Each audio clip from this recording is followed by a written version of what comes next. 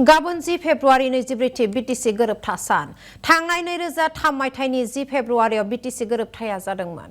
चिराङावबो BTC गोरोबथा सान फालिनो लाहार फाहार सोलिदों। चिरांनि काजलगांव महकुमानि जिल्ला बेंगिरिनि साखाथियाव बीटीसी गोरोबथा सान खुंफुंनो साखाफारा जादों।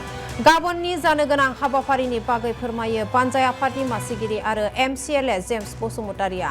बीटीसी गोरोबथा सान फालिथायनि 90 जौखोन्दो खामानिफोरा जाबाय। 20,000 रायजोफोरा बाहागो लागोन गाबोननि बीटीसी गोरोबथा सान फालिथायाव। फुंबिलिनि 8 रिंगानिफ्राय हाबाफारि जागायगोन। दिनै हाबाफारिजों लोब्बा लाखिना बोलुर बादायलायनाय, काबादि आरो सोंगाब सोंनाय बादायलायनाय खुंफुङो। लोगोसे गाबोन बीटीसी गोरोबथा सान बीपीएफ सरकारा बिसायख'थियाव मोनबा रादाय होनायखौ मावफुंगोन होनना बीटीसीनि मावफुं सोद्रोमा पानिराम ब्रह्मआ फोरमायो। बेकार लाइमोनफोरनो राङारि अनसुंथाइ होनाय, सेल्फ हेल्प ग्रुपनो रां मदद होनाय, हानि मोनथाय, देहायारि नोरजिया आरो बैसोगोरा नोगोरारिफोरनो हेफाजाब होनाय रादायफोरखौ मावफुंगोन होननानै फोरमायो बीटीसीनि मावफुं सोद्रोमा पानिराम ब्रह्मआ।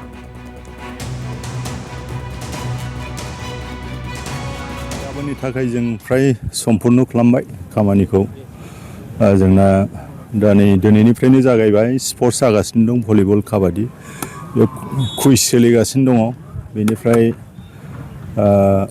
फुंनिफ्रायनो 8:30निफ्राय जेरैबायदि प्रग्रामखौ गभर्नमेन्टनिफ्राय हरनाय जादों बेबायदिखौ मावनो हानायनि केपासिटि जोंहा जाजोब्बाय।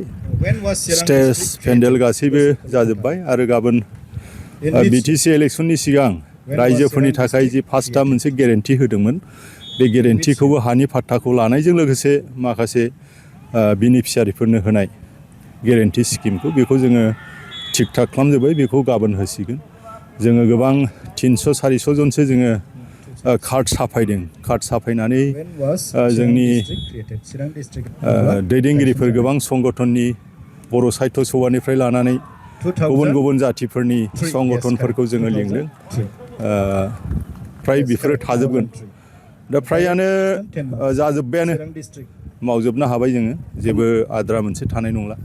गाबोननि हाबाफारिनि थाखाय जों दिनैनो थाग थियारि जादों। दिनै नोंथांमोनहा नुदों जे गाबोन बड'लेण्ड डे, बड'लेण्ड सान, बड'लेण्ड जन्म, बेदरनि सृष्टि जानायनि जेनाखि गाबोन हाबाफारि जोंहा दङ।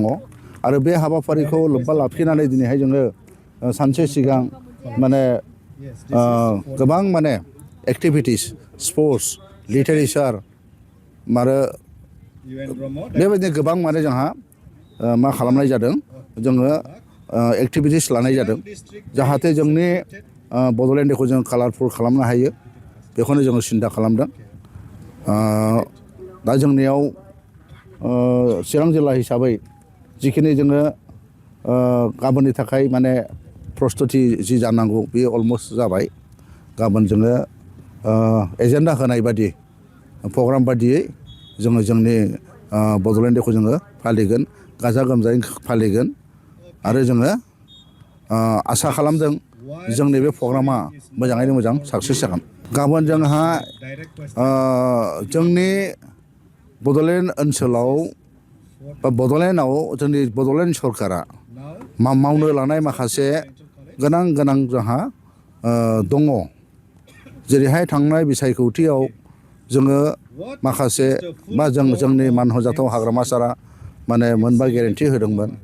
जे हा पाट्टा होनाय, बेनिफ्राय जोंहा बेकार सेंग्रा सिख्लाफोरनो रांनि अनसुंथाइ होनाय, सेल्फ हेल्प ग्रुपफोरनो रांखावरि सहाय होनाय, सेनियर सिटिजेन आरो जोंहा हेन्डिकेपफोरखौनो सहाय होनाय, बेफोर जोंहा गोनां जोंहा एजेन्डा दङ।